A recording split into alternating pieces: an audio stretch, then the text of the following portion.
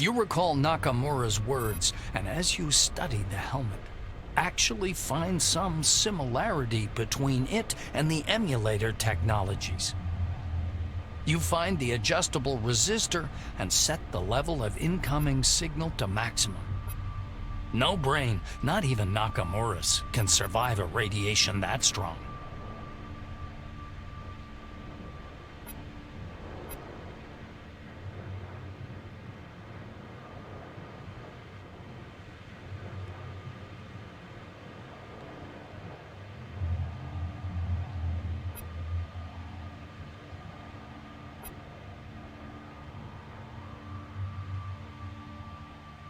Olivia Reisner's idea might seem naive and idealistic, though it does have a point. With all the knowledge from the Maelstrom and all the scientific progress, the exhausted humans trapped inside the dome may not survive long enough to see themselves freed. You order the Maelstrom to begin the dome's biosphere transformation. The spinning vortex shoots up. And a couple of moments later, a loud thunder comes from above. A single drop of rain falls on your forehead, and then streams of rain fall from the skies, invisible beyond the white fog. You step back, stumble, and fall, dropping into the white nothingness.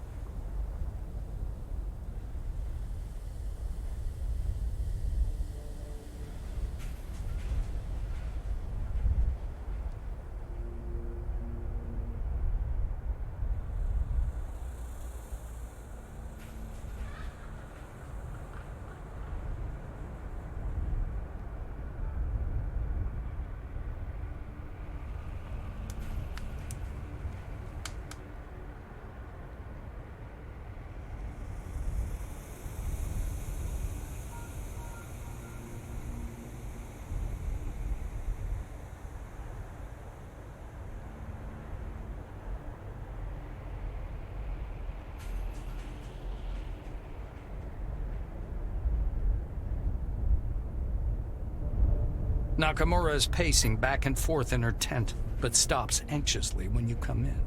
Did you bring the helmet?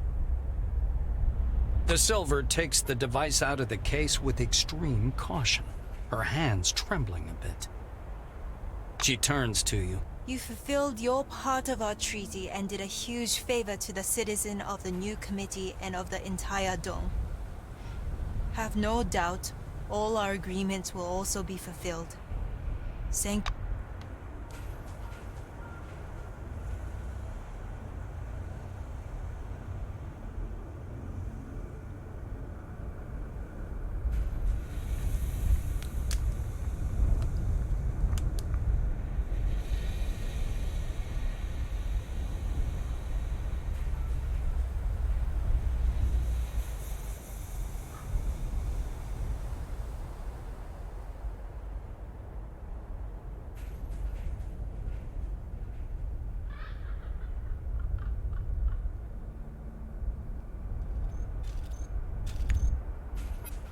Another milestone in the history of mankind has come to an end.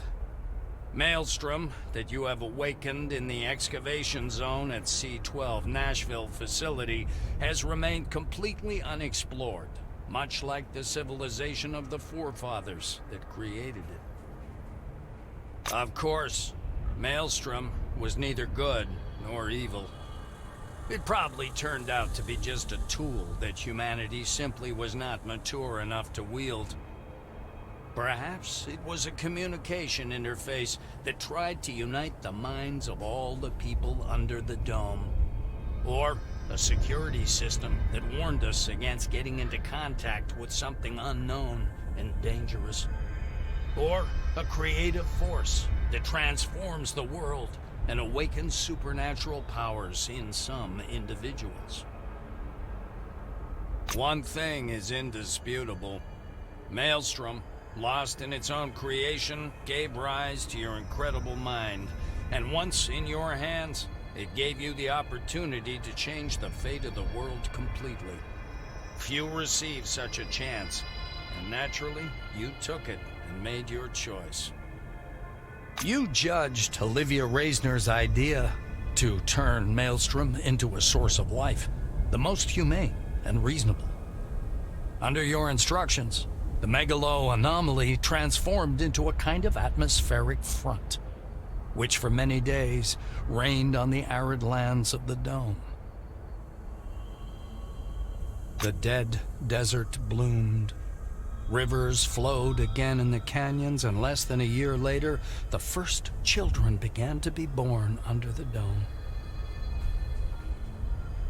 If the new Maelstrom changed people's lives, it did not change their natures.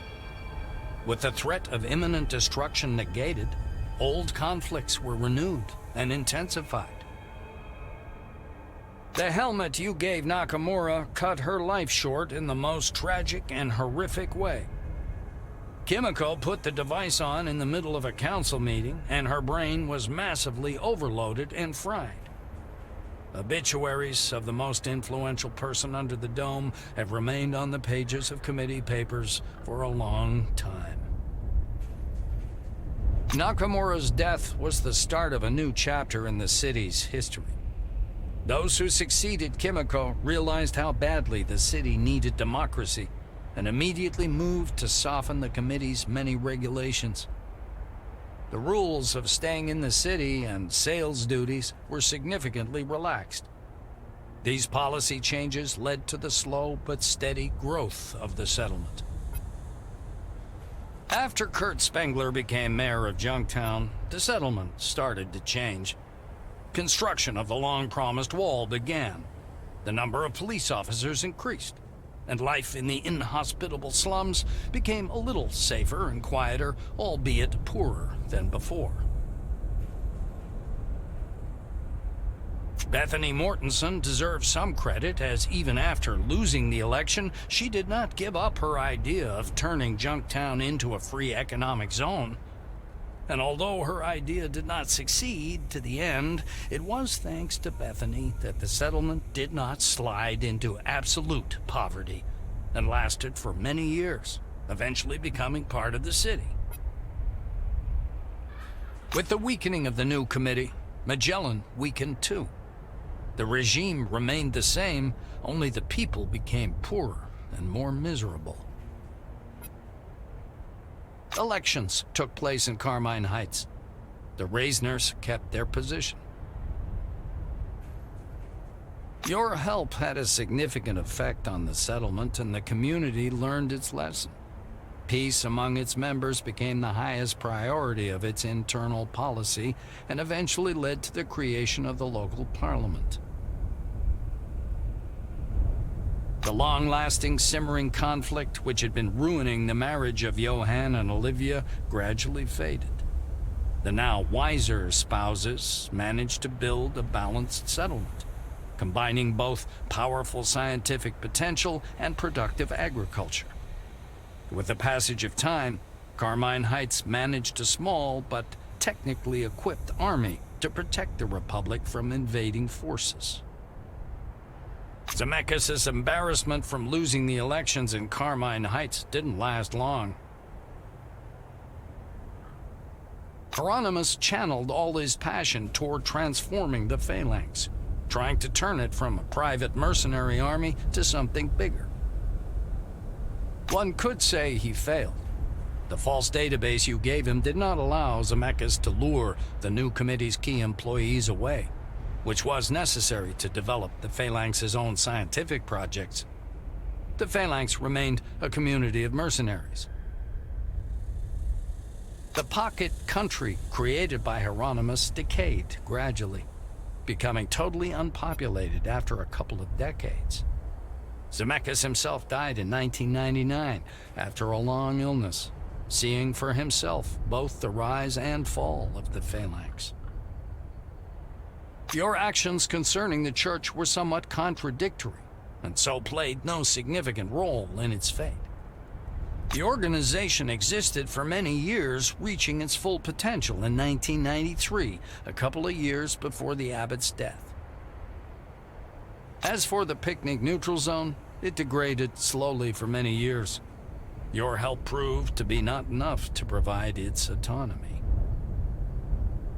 Victoria was furious when she realized control over Maelstrom had slipped from her grasp.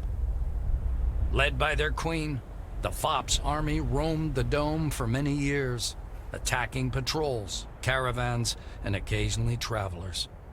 The gang's life ended some 30 years later at the Phalanx Fortress, when the last surviving Fops clashed with the elderly Phalanx men. The fight was desperate, and there were no survivors. As for Victoria, she survived and wandered in the desert for a long time, until one day, weakened and completely insane, she was picked up by some bandits. They sold the former queen to a brothel, where she ended her existence.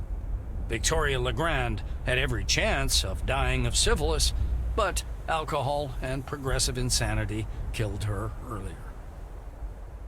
Despite some upheaval and strife, the time after Maelstrom's transformation was unusually calm. Olivia's short-sightedness did not become apparent until early 2002, when the rapidly growing population of the Dome faced the threat of hunger and other resource constraints, inevitable problems in such a confined territory. Observations of the Dome's apex revealed another alarming dilemma. From the moment of Maelstrom's transformation, the aperture was slowly shrinking, gradually turning it into a closed biosphere.